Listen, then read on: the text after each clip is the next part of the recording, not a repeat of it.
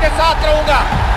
ये मेरा मकसद फिक्र है कि कोई बुनियादी कदम मैं कभी आगे नहीं बढ़ूंगा गरीबों की इजाजत के बगैर, गरीबों के मेहरबानी के बगैर और गरीबों के ताबन के बगैर।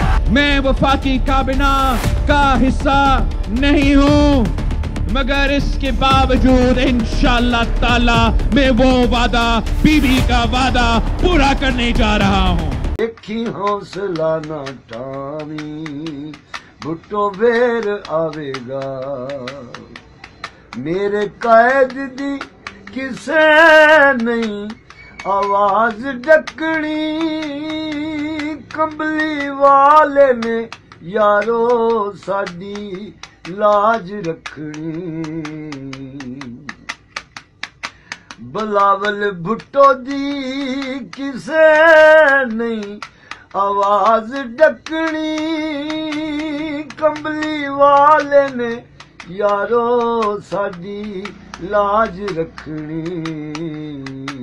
साबर लिखे आए तेरा नहीं जाया जावेगा, वेखी हौसला ना टामी, भुट्टो फेर आवेगा।